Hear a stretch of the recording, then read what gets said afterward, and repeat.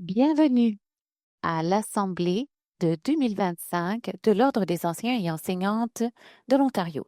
Avant de commencer, quelques renseignements importants. Cette rencontre est une rencontre Zoom.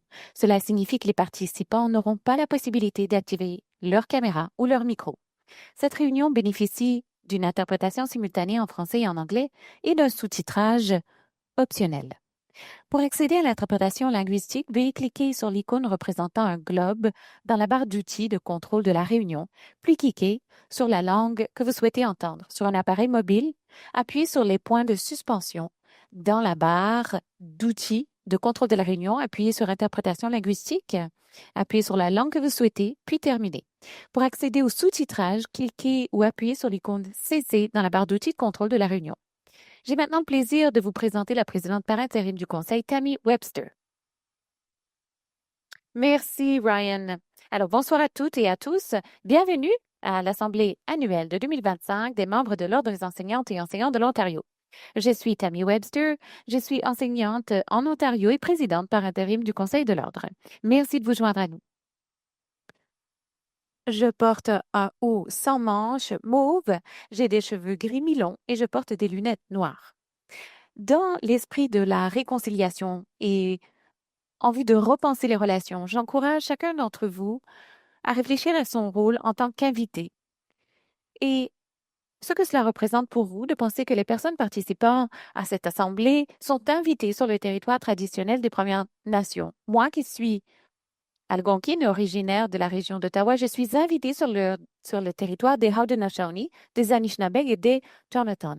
Être un bon invité, c'est se montrer respectueux, aimable, attentionné, prévenant, en reconnaissant que notre passage sur la Terre est temporaire et que nous devons laisser la Terre aux générations futures, sachant que nous sommes des invités temporaires sur le territoire où tout le monde travaille aujourd'hui.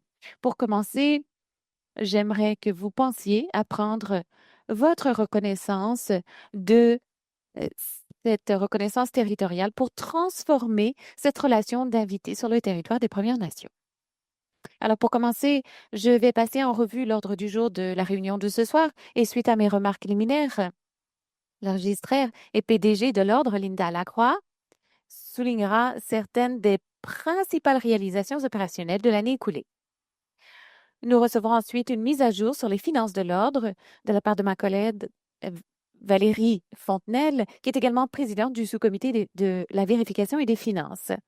Ensuite, je me joindrai à Linda pour une séance de questions au cours de laquelle nous répondrons aux questions qui ont été soumises à l'avance. En tant que conseil, toutes les décisions que nous prenons sont guidées par l'objectif de l'Ordre, à savoir de servir l'intérêt du public en réglementant la profession enseignante pour protéger les élèves. Et c'est un privilège que de travailler aux côtés de Linda et du personnel de l'Ordre qui partagent notre engagement au service de la sécurité et du bien-être des élèves. J'ai été impressionnée par le travail collectif que nous avons accompli au cours de l'année écoulée, tandis que nous continuons à faire progresser nos priorités stratégiques. En tant qu'organisme de réglementation de l'enseignement en Ontario, l'Ordre fournit des conseils pratiques et des orientations aux enseignants certifiés de l'Ontario ou OCT sur la pratique professionnelle afin de servir l'intérêt public. Pour ce faire, nous publions notamment des avis professionnels. En juin, l'Ordre a publié son 10e avis, l'avis professionnel sur la lutte contre la haine et la discrimination. Cet avis fournit des conseils pratiques pour aider les enseignants à mieux comprendre comment lutter contre la haine et la discrimination dans les environnements d'apprentissage et la communauté scolaire. Cet avis s'inscrit dans notre objectif stratégique visant à garantir que les enseignants soient informés des normes professionnelles et en soient tenus responsables. Il s'inscrit également dans notre modèle réglementaire qui s'efforce d'éliminer les obstacles à la vérité, à la réconciliation, ainsi qu'à l'équité, à la diversité, à l'inclusion et à l'accès. Linda vous en dira plus sur cet avis lors de la mise à jour, mais je tiens à prendre l'instant pour exprimer ma gratitude pour le soin et la réflexion qui ont été consacrés à cet avis. Cela a notamment compris des consultations auprès des enseignants, des parents, des tuteurs, des élèves, des experts en pédagogie, des partenaires éducatifs et des membres de la communauté.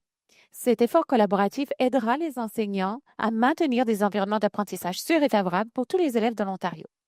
En réponse aux programme de prévention des abus sexuels légiféré par le ministère et afin de renforcer la sécurité des élèves, le Conseil a approuvé le 1er octobre 2024 une demande visant à établir un processus de suspension administrative des enseignants certifiés qui ne satisfont pas l'exigence professionnelle de suivre le programme de prévention des abus sexuels.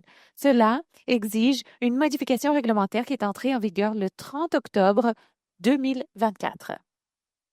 Il est important de noter que lorsque l'Ordre a travaillé à la mise en œuvre de ce nouveau processus, nous avons été très attentifs à l'impact potentiel sur la dotation personnelle dans les écoles compte tenu de la pénurie d'enseignants. Ainsi, nous ne nous sommes pas concentrés sur les suspensions. Plutôt, nous avons mis l'accent sur la conformité et la communication pour aider les enseignants à remplir leurs obligations professionnelles. Je suis heureuse d'annoncer que, en date d'aujourd'hui, 99,9% des enseignants en début de carrière en règle ont suivi le programme. Les enseignants en règle plutôt ont suivi le programme. Cela signifie que cette exigence de certification obligatoire est pratiquement respectée dans son intégralité. Les enseignants et les élèves peuvent être assurés que tous les enseignants certifiés de l'Ontario ont suivi cette formation. En pensant à l'année écoulée, je suis également fière de l'approbation par le Conseil de changements politiques significatifs. Par exemple, le Conseil a approuvé plusieurs propositions de modifications législatives liées au processus d'enquête et de déontologie professionnelle de l'Ordre qui visent à renforcer la protection du public et l'efficacité opérationnelle. Ces changements, s'ils sont adoptés par le gouvernement, contribueront à gérer plus efficacement le nombre de plaintes tout en garantissant l'équité procédurale pour les membres. Ce n'est là qu'un exemple du travail régulier, continu et parfois ingrat rempli par l'Ordre pour remplir son mandat d'intérêt public de manière efficace et efficiente. Je suis très reconnaissante de faire partie d'une organisation aussi dévouée et attentionnée qui s'engage pleinement à servir l'intérêt public en protégeant les élèves.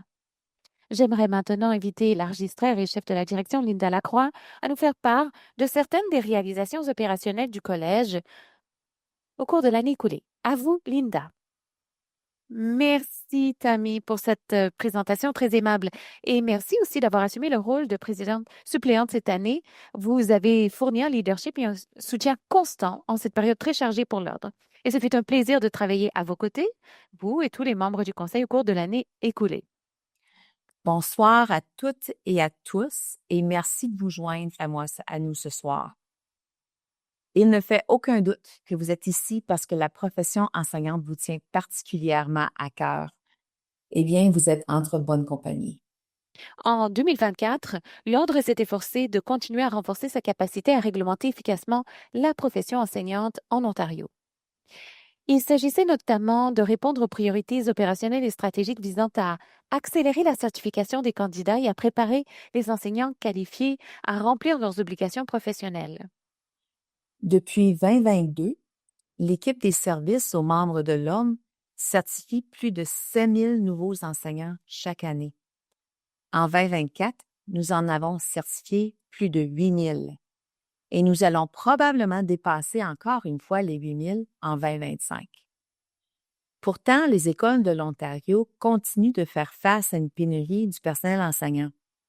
C'est pourquoi nous continuons à cibler notre objectif stratégique de mettre en œuvre des processus responsables et souples pour accorder l'autorisation d'enseigner aux pédagogues afin qu'ils puissent réintégrer le marché du travail. Par la force des choses, cette augmentation impressionnante des nouveaux certificats délivrés s'accompagne d'une hausse importante du nombre de demandes d'inscription que nous recevons à chaque année. Et parfois, le volume de demandes et de documents que nous recevons met à rude épreuve notre capacité à les traiter. Par conséquent, améliorer les délais de certification reste une orientation stratégique clé pour nous. Cette orientation se traduit par des investissements importants en matière de personnel et de ressources technologiques depuis les dernières années. Cette année, ces efforts ont franchi une étape importante avec l'élaboration et la mise en œuvre d'une nouvelle politique en matière d'IA. La technologie de l'IA se développe rapidement, mais il est de notre devoir de veiller à ce que toute utilisation opérationnelle de l'IA soit gérée de manière responsable et éthique. La protection et la confidentialité des données des enseignants et des candidats est toujours notre priorité absolue. Aucune promesse d'efficacité ne saurait supplanter cet engagement. Jusqu'à présent, nous avons étudié les moyens d'automatiser certains processus de vérification des documents afin de réduire le temps que le personnel consacre à la validation manuelle des documents. Nous y voyons une opportunité d'être plus efficace et efficient en accélérant la certification sans compromettre la confidentialité ou la sécurité des données des candidats.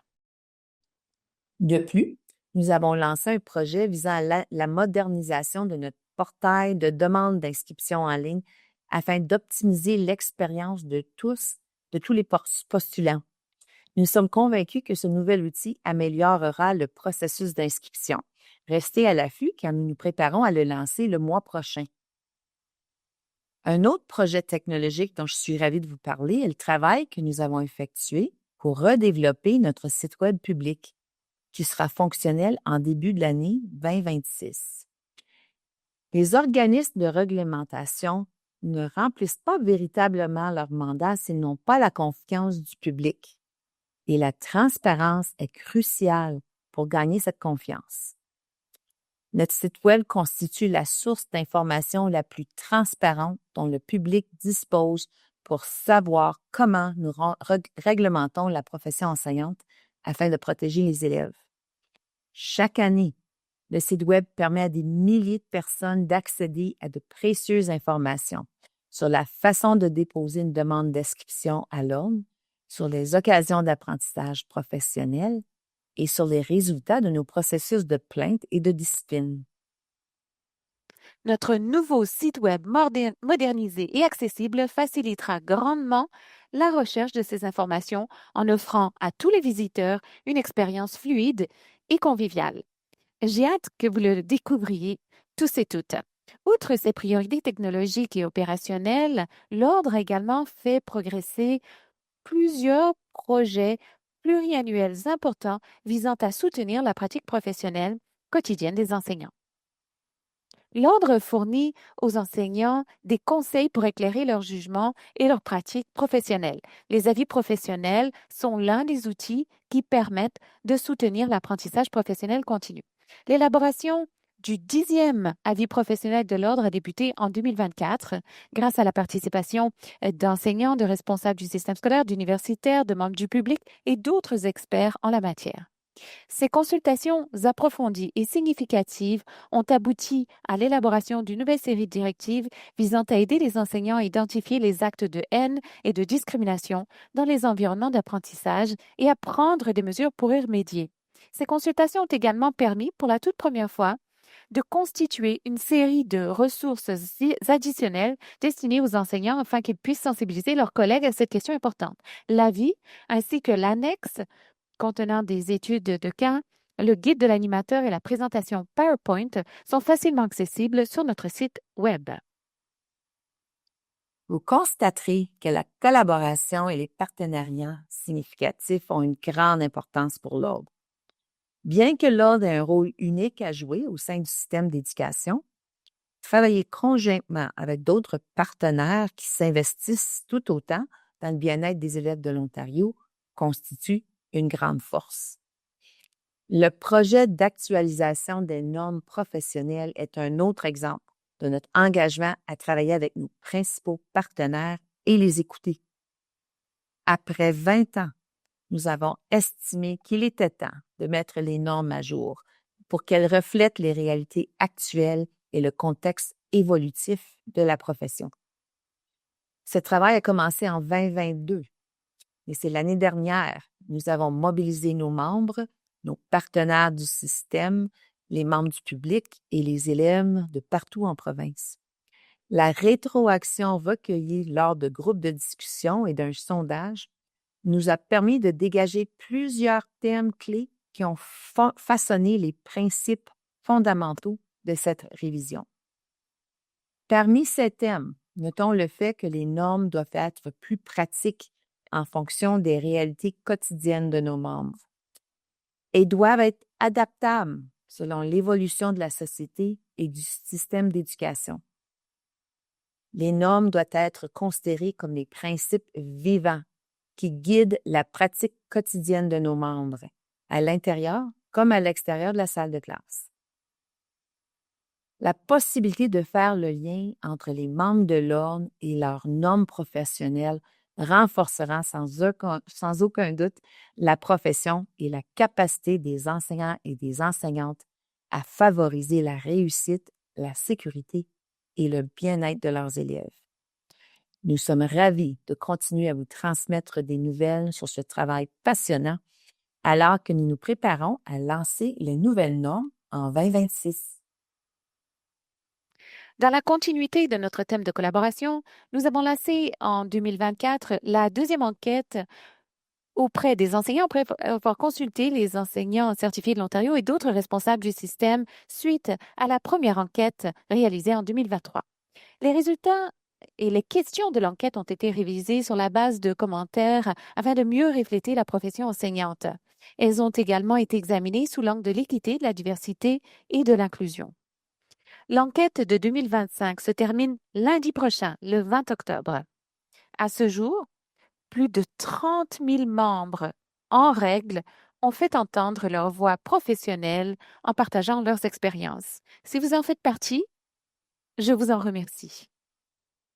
Les données recueillies auprès des enseignants au sujet de leurs expériences, la mobilité professionnelle, la représentation démographique nous aideront à cartographier les tendances à long terme dans la main-d'œuvre enseignante. Nous nous réjouissons de partager les résultats sur notre site Internet l'année prochaine.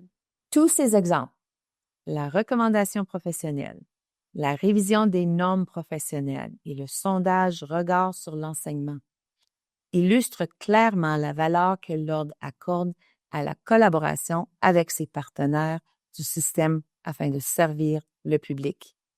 Merci. Le travail que nous avons réalisé en 2024 a ouvert la voie à des jalons importants en 2025. Bien que les efforts fondamentaux et opérationnels ne soient pas toujours les plus visibles et sont essentiels au renforcement de nos capacités, nous sommes reconnaissants envers tous ceux qui ont contribué à ce travail. Les familles et les élèves bénéficient de votre sagesse, de vos connaissances et de votre expertise. Je tiens de nouveau à remercier Tammy et les collègues du Conseil pour leur soutien indéfectible et leur supervision attentive tout au long de l'année. Parmi ces personnes dévouées, membres du Conseil, figure notre prochaine intervenante, Valérie Fontenelle, enseignante autorisée. Valérie travaille dans le domaine de l'éducation depuis plus de 30 ans. Elle enseigne actuellement à l'école publique Glen Park, ici à Toronto. Elle est également membre du Conseil et elle est présidente du sous-comité de la vérification et des finances. C'est à ce titre qu'elle vous fera le point sur le budget de l'Ordre. À vous, Valérie. Merci, Linda, à la fois pour cette présentation, mais aussi pour votre leadership exceptionnel à la tête de l'Ordre en tant que registraire et PDG. Et merci à Tammy d'avoir accepté le poste de présidente par intérim après avoir siégé au Conseil pendant de nombreuses années. En tant que présidente du sous-comité de la vérification et des finances, je suis heureuse de participer à cette assemblée annuelle des membres afin de faire le point sur les finances de l'Ordre. Le rôle du sous-comité de la vérification et des finances est de surveiller les activités financières de l'Ordre et d'en rendre compte au Conseil. Nous recommandons également au Conseil le budget annuel, la nomination d'un vérificateur et les états financiers vérifiés annuels. En outre, le sous-comité agit en tant que comité d'audit de l'Ordre dans le but d'examiner la portée de l'audit annuel, les honoraires des auditeurs et les conclusions de l'audit. Les états financiers de 2024 et le rapport complet de 2024 sont accessibles au public sur le site Internet de l'Ordre à l'adresse www.oct.ca. Une partie de notre devoir en tant que sous-comité consiste à faire en sorte que l'Ordre dispose des ressources nécessaires pour exécuter efficacement son mandat et ses priorités. Une allocation efficace des ressources exige une base financière stable. Selon les résultats de l'audit 2024 réalisé par KPMG, les états financiers de l'Ordre sont présentés de manière fidèle et reflètent la situation financière de l'Ordre pour l'exercice clos le 31 décembre 2024. La principale conclusion de l'audit est que le budget a été équilibré sans qu'il soit nécessaire de puiser dans les fonds de réserve. Les recettes ont répondu aux attentes et les dépenses ont été inférieures aux prévisions en raison du volume de services offerts et des ajustements au service de normes virtuelles nécessitant moins de financement. Grâce à une gestion financière saine, il n'est pas prévu d'augmenter la cotisation annuelle. Nous avons également pu investir 7 705 208 $ dans des réserves de trésorerie à la fin de l'exercice afin de pouvoir poursuivre nos activités et faire face à des dépenses et des passifs imprévus. Les états financiers reflètent les priorités de l'ordre qui consistent à réduire les coûts administratifs tout en investissant dans les fonctions essentielles qui soutiennent notre mandat d'intérêt public. J'aimerais conclure en me tournant vers l'année prochaine. Le budget 2026 propose des investissements dans les postes essentiels et les ressources opérationnelles afin de réaliser les priorités stratégiques de l'ordre. L'alignement des effectifs sur l'évolution des besoins opérationnels permettra de maintenir un service de grande qualité, de favoriser le bien-être du personnel et de répondre de manière proactive à la demande croissante au sein de l'ordre. Lors de sa réunion d'octobre, le Conseil a reçu un exposé sur le budget proposé pour 2026 et prendra une décision finale à ce sujet lors de sa réunion du 11 décembre prochain. Le plan pour 2026 permet à l'Ordre de répondre de manière proactive aux défis du secteur, d'exercer ses fonctions essentielles avec excellence et de réaliser sa vision stratégique grâce à des investissements ciblés dans les ressources humaines, la technologie et la capacité opérationnelle. Enfin, je voudrais conclure en remerciant les membres actuels du sous-comité d'audit et des finances pour toutes leurs contributions cette année. Notre vice-président Robert Waxman, Marc Baxter, Joseph Fiorino et Charles Coassi. Je pense que nous avons maintenant le temps de répondre aux questions soumises avant l'Assemblée d'aujourd'hui. Merci Valérie. Nous allons consacrer le temps qu'il nous reste ce soir pour répondre aux questions qui nous ont été soumises à l'avance.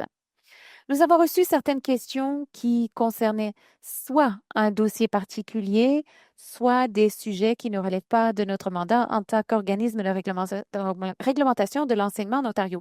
Bien que je ne sois pas en mesure de répondre à ces questions de manière spécifique, vous trouverez des informations détaillées et des réponses aux questions fréquemment posées sur le site Internet du Collège à www.oct.ca. Nous proposons également des séances d'information mensuelles pour les enseignants formés à l'extérieur de l'Ontario. Le calendrier et les informations relatives à l'inscription sont également disponibles sur notre site Internet. Vous trouverez des conseils supplémentaires sur notre page YouTube.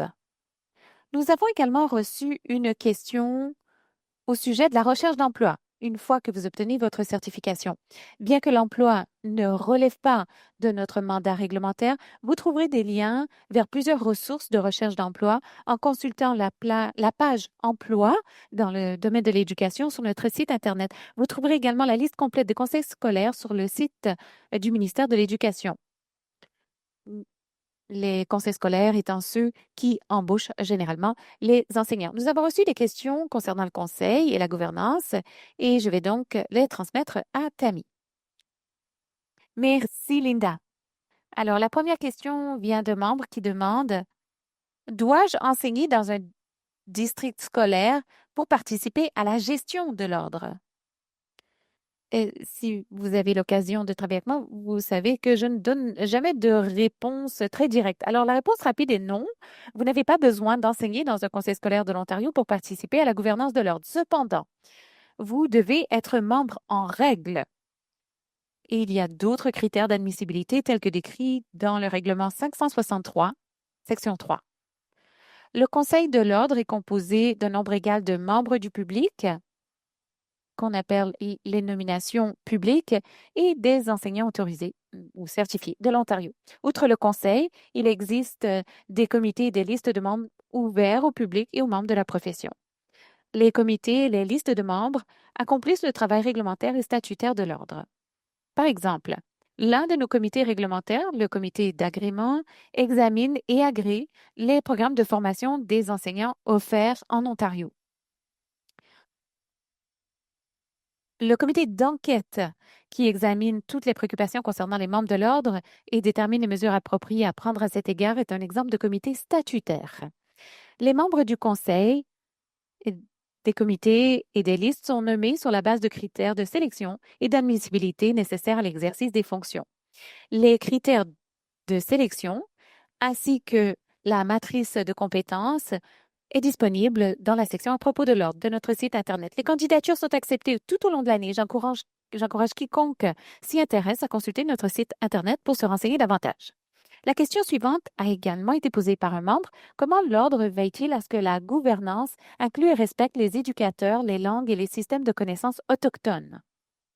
Alors, la réponse est que l'Ordre est guidé par son plan stratégique 2024-2028 qui a été créé en collaboration avec des parties prenantes externes et internes, notamment des conseillers autochtones. Ce plan définit la raison d'être, les objectifs et les catalyseurs qui aideront l'Ordre à remplir son mandat d'intérêt public. L'un des catalyseurs stipule que l'Ordre s'efforce d'être un modèle de réglementation exempt de tout obstacle à la vérité et à la réconciliation, ainsi qu'à l'équité, la diversité, l'inclusion et l'accès. Je suis fière de vous annoncer que l'Ordre a renouvelé son engagement à soutenir les progrès réels vers la mise en œuvre des appels à l'action lancés par la Commission de vérité et de réconciliation. La gouvernance et les opérations sont deux branches de l'Ordre. Elles fonctionnent en parallèle, mais n'interfèrent pas l'une avec l'autre. Alors, du point de vue opérationnel, l'Ordre travaille à réduire les obstacles pour les Autochtones et les éducateurs. La réconciliation exige une intention motivée par un engagement à identifier et à démanteler les obstacles. L'Ordre a travaillé avec des partenaires communautaires pour développer de nouvelles voies de leadership qui créeront des opportunités supplémentaires de progression de carrière pour les éducateurs qualifiés des Premières Nations, des Inuits et des Métis.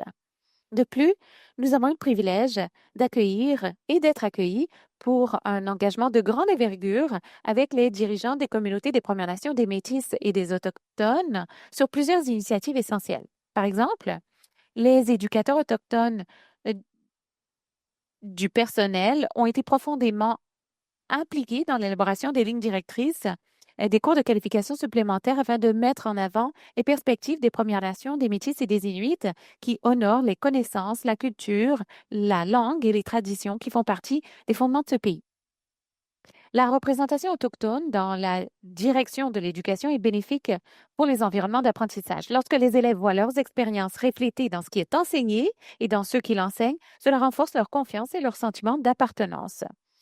Le travail de l'Ordre est également guidé par la loi provinciale qui impose la représentation autochtone parmi les personnes nommées à des postes de gouvernance publique. De plus, en tant que membre de l'Ordre, non pas du public, mais en tant qu'enseignante, j'ai été nommée parmi les premiers membres du Conseil pour ce modèle de gouvernance révisé, moi-même étant une femme autochtone. Comme indiqué précédemment, une matrice de compétences fondée sur les aptitudes et l'équité est utilisée pour guider notre sélection des membres du Conseil. Par ailleurs, d'un point de vue personnel, je sais par expérience comment les politiques ont un impact sur les salles de classe et les élèves. Et en tant que membre de Kitigan, Zibi, Anishinaabeg, ma vie et mon travail sont ancrés et guidés par la communauté. Je suis membre du Conseil de l'Ordre depuis février 2022 et en mai dernier, je suis devenue présidente par intérim et première présidente autochtone d'un conseil.